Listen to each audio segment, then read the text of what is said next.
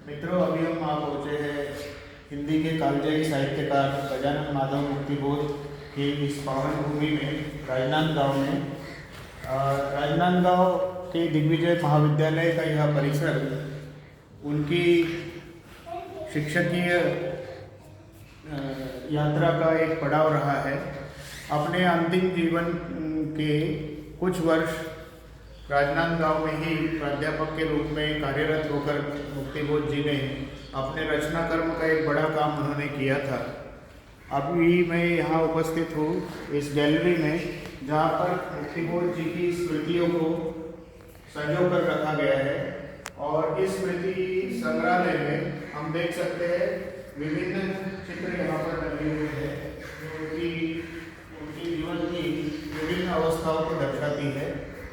इस संग्रहालय की ये खासियत है कि उनके द्वारा प्रयोग की गई विभिन्न वस्तुओं को यहाँ पर संजो के रखा गया है। ये झरोखा जो हम देख पा रहे हैं, इस झरोखे से देखकर ही मुक्तिबोध जी कविताएं लिखा करते थे। 1962 में मुक्तिबोध ने अपनी लंबी कविता अंधेरे में कोई यही रहकर उन्होंने पूरा किया था। और एक संघर्षपूर्ण जीवन को बिताते हुए मुक्तिबोध ने सन 1962 में यहाँ पर आकर अंधेरे में, जो कि एक उनकी लंबी कविता है, लगभग 45 पृष्ठों की एक कविता उन्होंने इसी दिग्विजय महाविद्यालय के परिसर में पूरी की थी। और ये जो संग्रहालय हम देख पा रहे हैं, यहाँ पर उनकी स्मृतियों को संजोया गया है। इस गैलरी में यहाँ पर उनकी मूल हस्तलिखित प्रतियाँ यहाँ पर प्रदर्शित की गई है। यहाँ पर हम देख सकते हैं जो मुक्तिबोध की हस्तलिपि में हस्तलिपि की मूल प्रति यहाँ पर रखी गई है।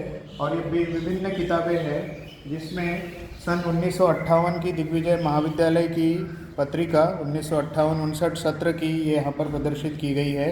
इसके बाद ये जो आलोचना का साहित्य जो मुक्तिबोध जी ने लिखा है, नए साहित्य का सौंदर्य शास्त्र, समीक्षा की समस्याएं, चांद का मुंह टेढ़ा है, इनका कविता संग्रह है जो उनकी मृत्यु के बाद में प्रकाशित हुआ था। इसके बाद एक साहित्यिक की डायरी, अपने अनुभवों को संजोकर मुक्तिबोध जी ने रखा था। काट का सपना इनकी एक कृति है। इसके बाद नई कविता का आत्मसंघर्ष, ये मुक्तिबोध जी की एक और कृति है। सतह से उठता आदमी और भूरी भूरी खाक धूल, ये गजानन माधव मुक्तिबोध की कविता संग्रह है, जिसमें विभिन्न कविताएं संग्रहित की गई है।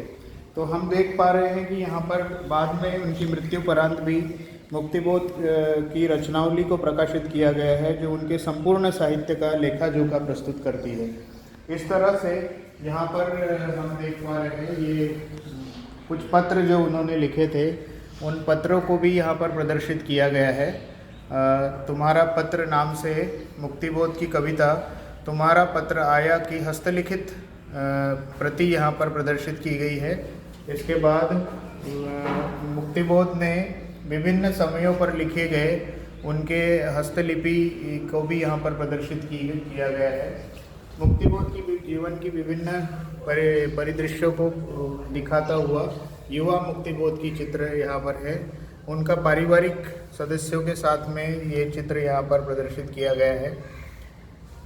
मुक्तिबोध की मेरी डायरी और इस बियाबान जंगल की हस्तलिखित प्रति यहाँ पर प्रदर्शित की गई है। युवा मुक्तिबोध और साथ में ये विभिन्न मुद्राओं को प्रदर्शित करती हुई प्रतियाँ यहाँ पर शामिल की गई है। मुक्तिबोध में किसे मैं लिखूं पत्र का अंश यहाँ पर प्रदर्शित किया गया है।